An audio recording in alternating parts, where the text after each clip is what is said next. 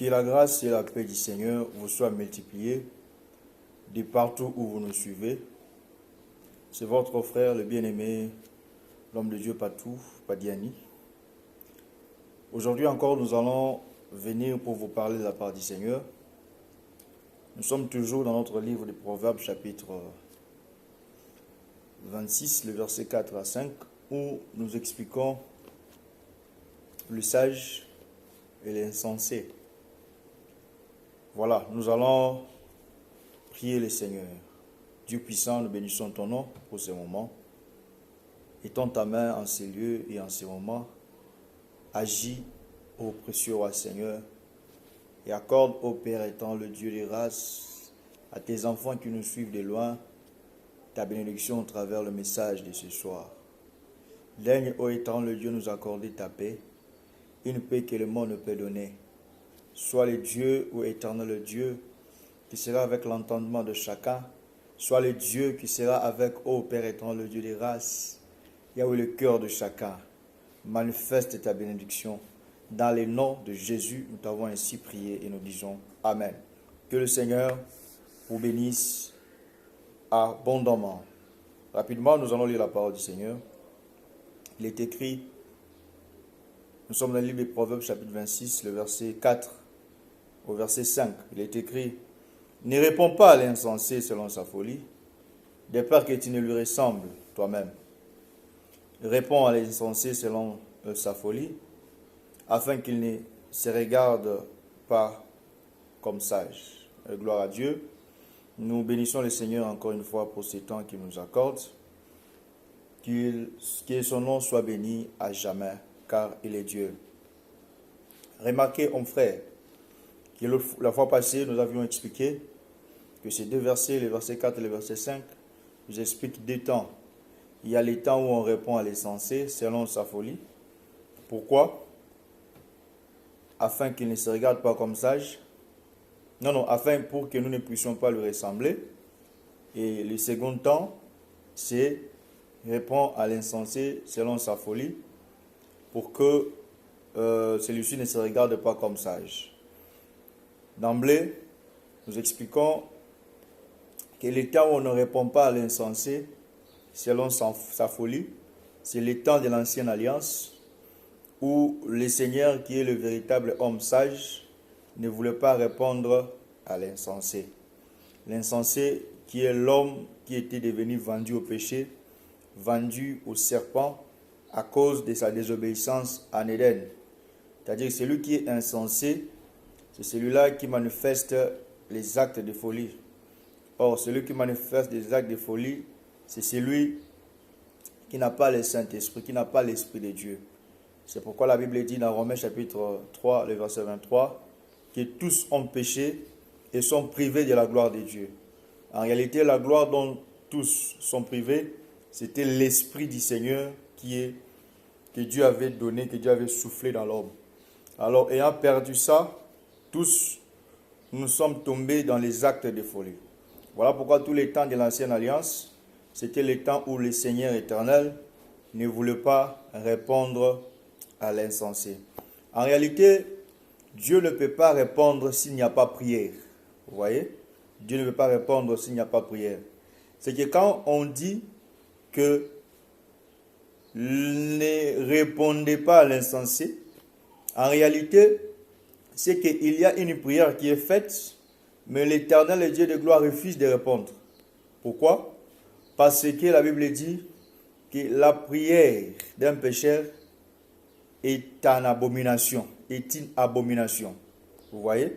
Donc, comme la prière d'un pécheur est une abomination, donc le Seigneur ne peut pas venir répondre à la prière d'un insensé. Remarquez, la Bible dit dans Proverbe 28, le verset 9 au verset voilà, le verset 9, il est écrit, si quelqu'un détourne l'oreille pour ne pas écouter la loi, sa prière même est une abomination. Vous voyez? C'est que la prière de l'humanité était une abomination parce que nous étions tous privés de la gloire de Dieu, c'est-à-dire privés de l'Esprit de Dieu. Pourquoi? Parce que c'est l'Esprit de Dieu en nous qui prie en notre faveur. Romains chapitre 8, je crois le verset 22, 23, 24, est en train d'expliquer ça très clairement. Cette écriture explique et dit que nous ne savons pas prier, mais que c'est l'Esprit qui intercède à nous par des soupirs inexprimables. Vous voyez? C'est que quand le Romain est en train d'expliquer ça, il veut seulement nous faire comprendre que c'est l'Esprit en nous qui nous permet de prier. Maintenant, quand nous prions, nous devons nous attendre à la réponse. Prenons encore l'écriture de Jérémie chapitre 33.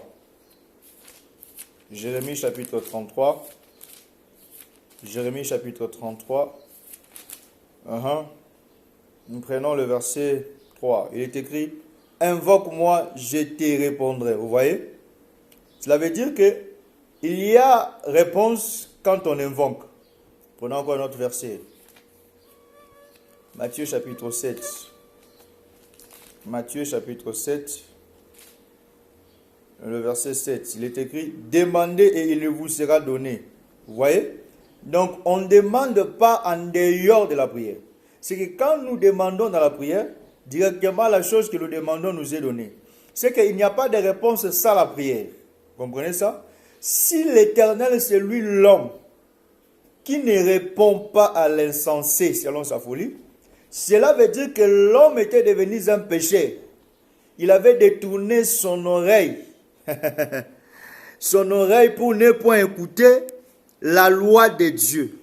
En détournant son oreille depuis le péché d'Adam, et bien aimé dans le Seigneur, l'homme a commencé à prier selon la folie. C'est-à-dire, il a commencé à prier en dehors de la parole. Pourquoi? Parce que celui qui n'a pas l'esprit ne peut pas avoir la capacité de prier selon Dieu. Vous voyez ça? Celui qui est privé de la gloire de Dieu ne peut pas avoir la capacité de répondre selon Dieu. C'est pourquoi, bien aimé dans le Seigneur, tous les temps de l'ancienne alliance, aucune prière n'était répondue. Pourquoi? Parce que personne n'était digne. Or, quand on parle de la prière ici ne peut le faire que celui qui a l'esprit de sacrifice. Vous voyez? Celui qui est devenu tout un sacrifice.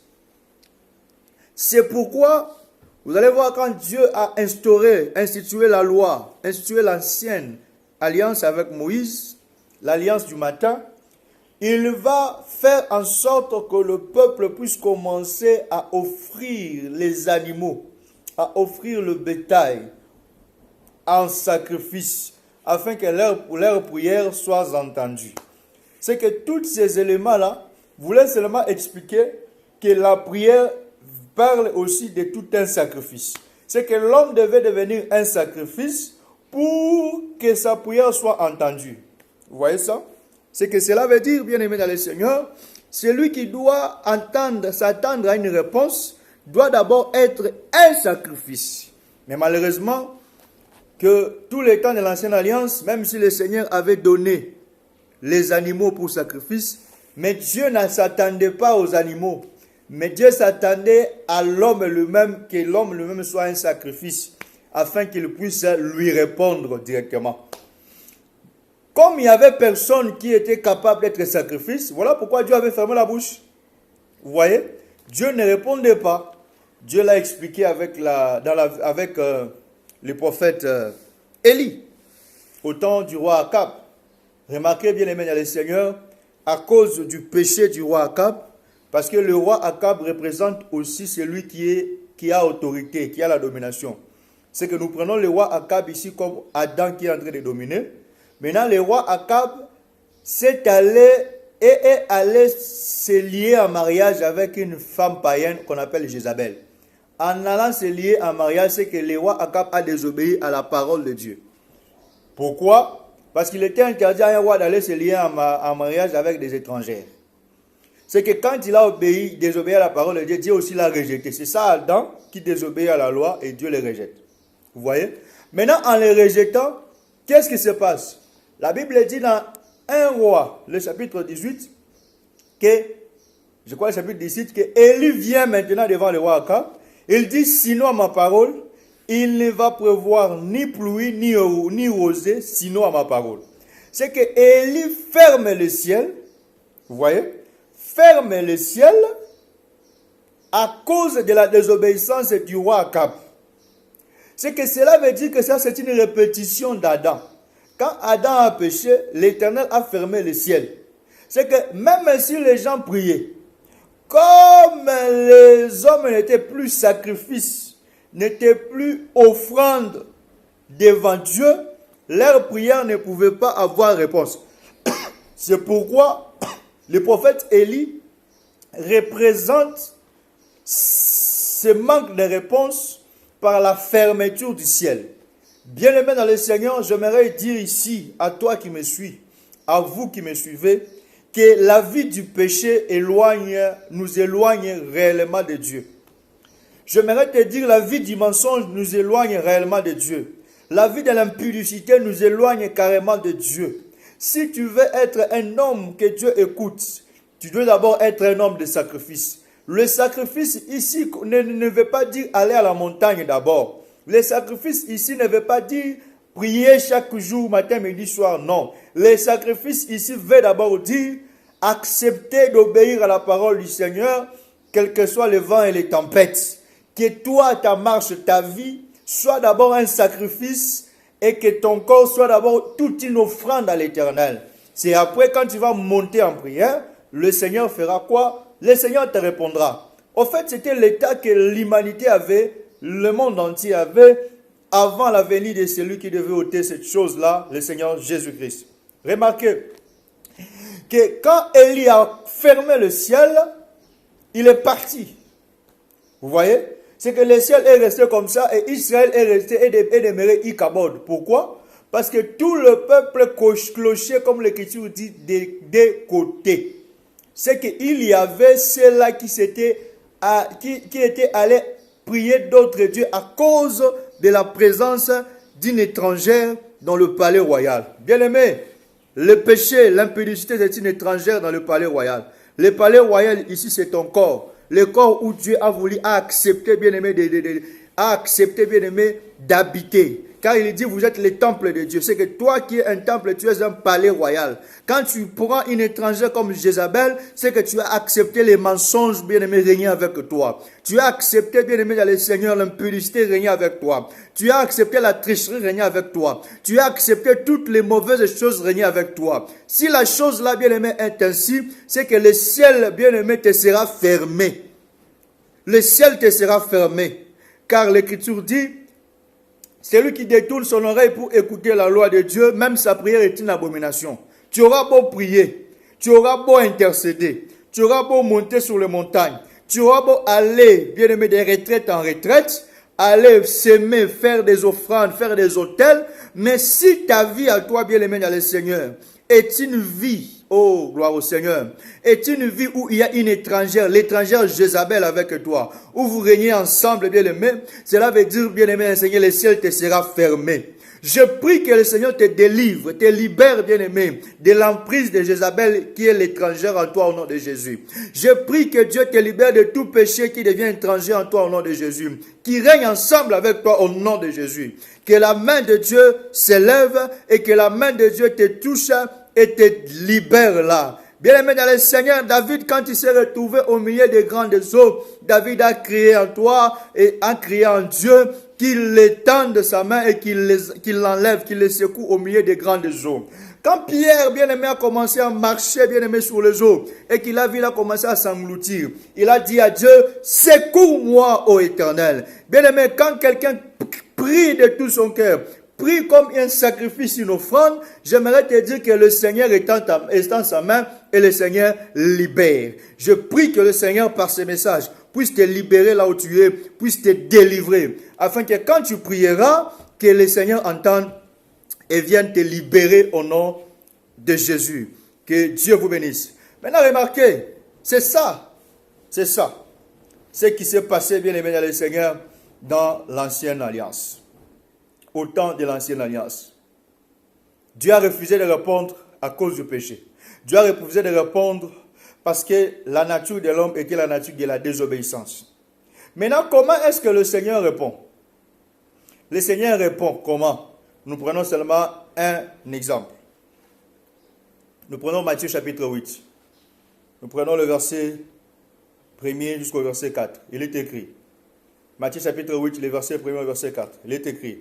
Lorsque Jésus fut descendu de la montagne, une grande foule le suivit. Et voici un lépreux s'étant approché et se prosterna devant lui. Et dit, Seigneur, si tu le veux, tu peux me rendre pur. Vous voyez? C'est la prière du lépreux. Il dit, si tu le veux, tu peux me rendre pur.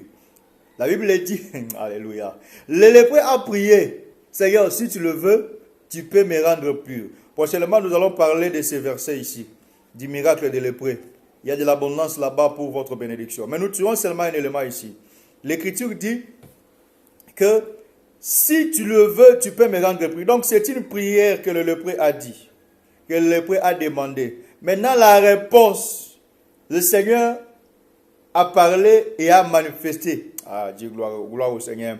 Le verset 23, Jésus étendit la main, les toucha et dit, je le veux, sois pur. Aussitôt il fut purifié de sa lèvre. Vous voyez? La réponse de Jésus est intervenue avec la présence de la main. Suivez. C'est que s'il n'y a pas la main, la réponse ne peut pas intervenir. Gloire au Seigneur, oui. Gloire au Seigneur. C'est que la main doit intervenir.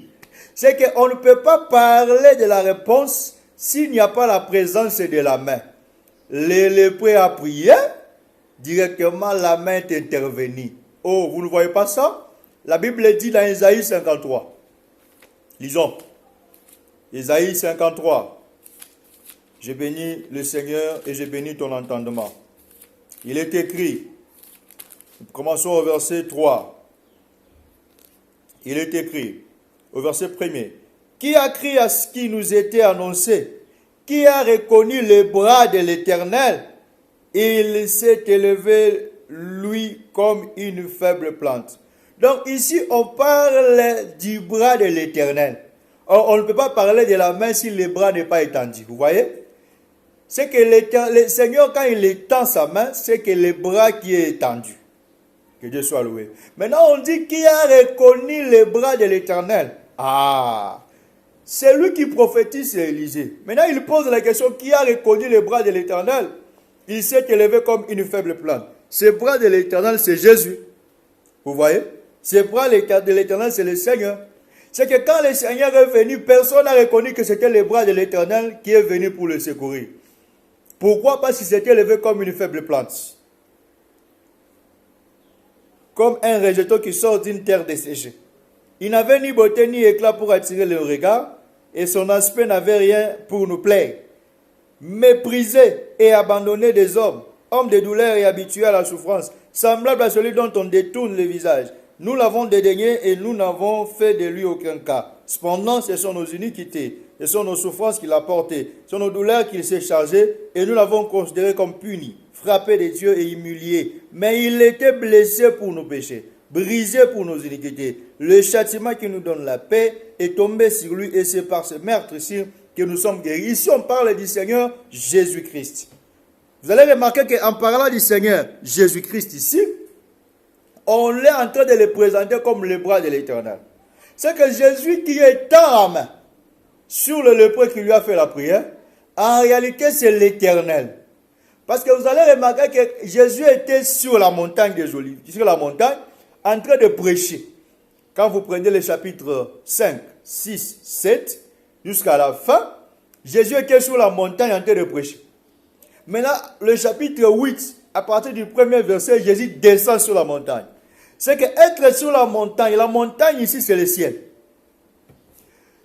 C'est qu'étant sur le ciel, l'Éternel n'était pas descendu. Il a seulement donné la loi. Il a seulement donné l'enseignement. Mais personne n'obéissait.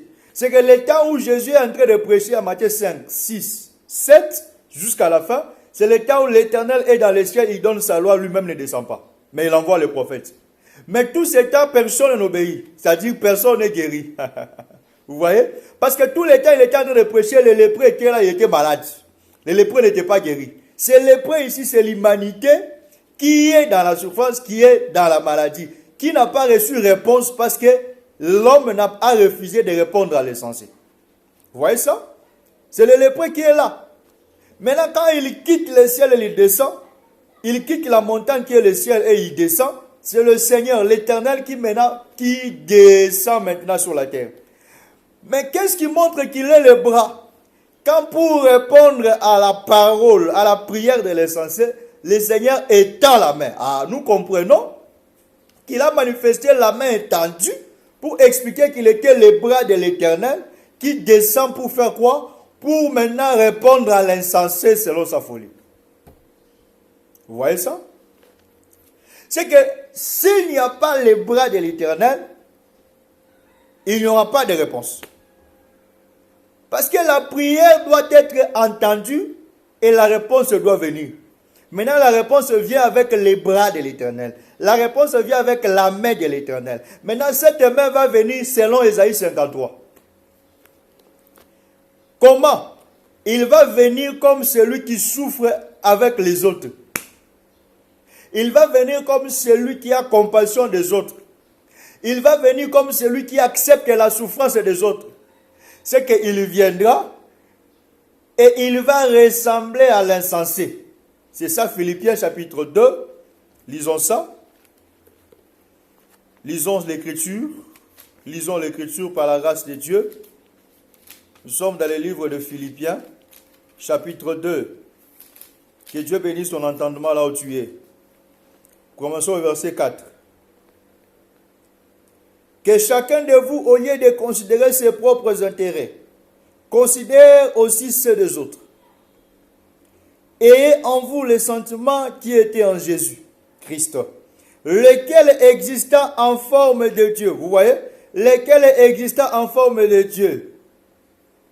Exista en forme de Dieu veut dire qu'il était Dieu. N'a pas regardé comme une proie à arracher d'être égal à Dieu. On explique qu'il était égal à Dieu. Il était Dieu. Mais s'est dépouillé lui-même, j'aime ça, en prenant une forme de serviteur. Quand il dit qu'il a pris la forme de serviteur, c'est qu'il est venu ressembler à l'homme. L'écriture continue. En devenant semblable aux hommes et ayant paru comme un simple homme. Ah, cela veut dire que le bras de l'Éternel est descendu. Il est devenu semblable aux hommes. Il parit comme un simple homme. Cela veut dire qu'il parit comme tous les hommes. C'est que l'Éternel, maintenant, a commencé à répondre à l'insensé. Vous voyez cette écriture? Vous voyez comment la Bible est en train de marcher? Donc l'Éternel a répondu à l'insensé. Mais il dit, il s'est humilié lui-même. J'aime ça. Se rendant obéissant jusqu'à la mort, même jusqu'à la mort de la croix. Je peux me limiter là. C'est pourquoi l'Éternel a souverainement élevé et il a donné le nom au-dessus de tous les noms. C'est que celui ici qui se met semblable à l'homme et devient comme un simple homme, c'est les bras de l'Éternel. C'est la main. Cette main, oh mon Dieu, cette main-là, quand elle descend, la main devient comme un simple homme.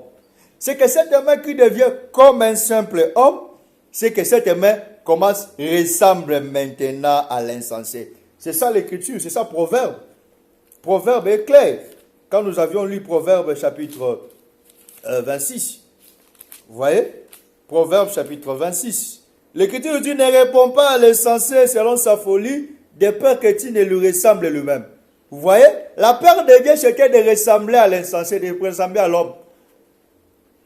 Il a caché sa main, mais quand il a envoyé sa main, la main maintenant est descendue, la main a ressemblé maintenant à l'homme.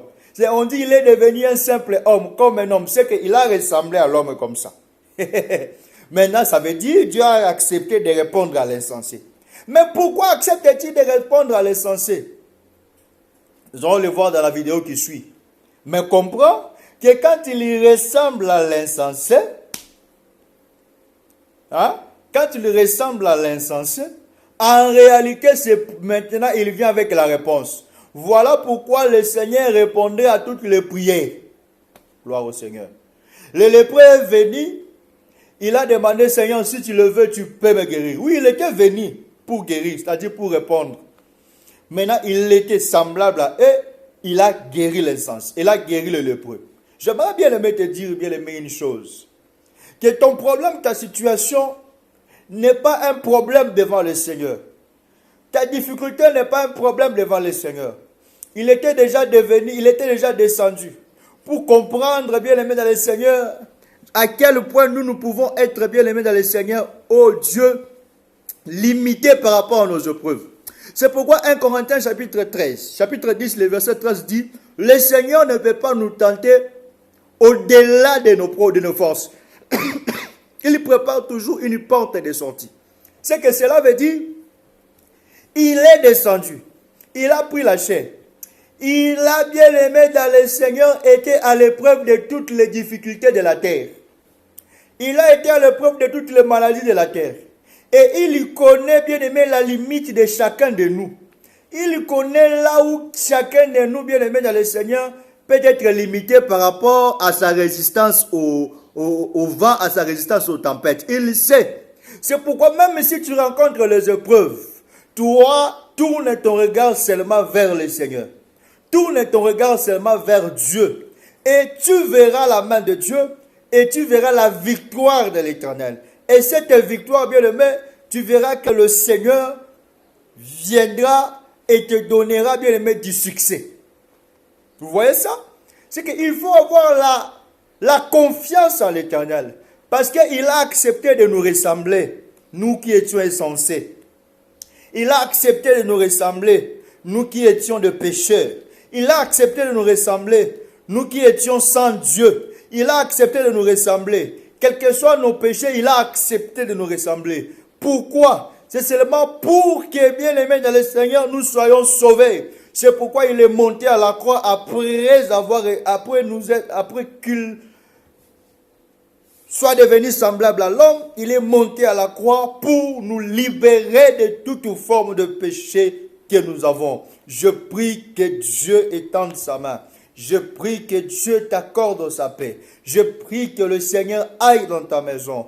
Ouvre le porte, bien-aimé dans le Seigneur, et t'accorde les solutions que tu cherches au nom de Jésus. Je prie que la main de Dieu, bien-aimé dans le Seigneur, te localise là où tu es et transforme ta vie au nom de Jésus. Je prie, bien-aimé dans le Seigneur, que rien de ce que l'ennemi, oh Dieu, projettera dans ta vie, bien-aimé, ne puisse t'atteindre au nom de Jésus. Cet ange de l'Éternel qui campe autour de ceux qui craignent Dieu, vienne camper dans ta vie. Oui, en réalité, quand nous parlons de l'ange de l'Éternel qui campe, en réalité, nous voulons aussi expliquer que cet ange qui campe, c'est aussi le bon berger. Oui, car le bon berger campe autour des bergers, autour des brebis. David a compris cela et il a dit, l'Éternel est mon berger, je ne manquerai de rien. C'est que nous comprenons, l'ange de l'Éternel qui campe, c'est l'Éternel, le berger de brebis. Bien aimé, quand le berger de brebis campe,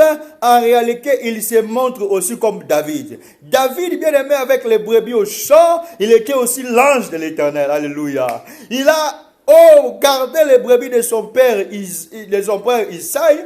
Quand le lion est venu pour arracher, bien aimé, la brebis, il a couru avec vitesse. C'est ça l'ange de l'Éternel qui campe et qui arrache du danger. David devait accomplir, bien aimé, ces deux phrases. L'ange qui campe, il est le berger qui campe, mais quand le danger vient pour arracher la brebis, David doit courir avec vitesse. J'aimerais te dire, bien aimé, tout danger que toi tu vas traverser, le Seigneur ne viendra pas, bien aimé, lentement. Le Seigneur viendra avec vitesse, comme David avait couru avec vitesse pour t'arracher. Je prie que là où tu te retrouves, dans chaque danger que tu te retrouves, que l'Éternel et Dieu des armées court avec vitesse, aille, bien aimé, te sortir de la gueule du lion, aille te sortir de ta maladie, aille te sortir, bien aimé, de ton problème, aille te sortir, bien aimé, de ton célibat.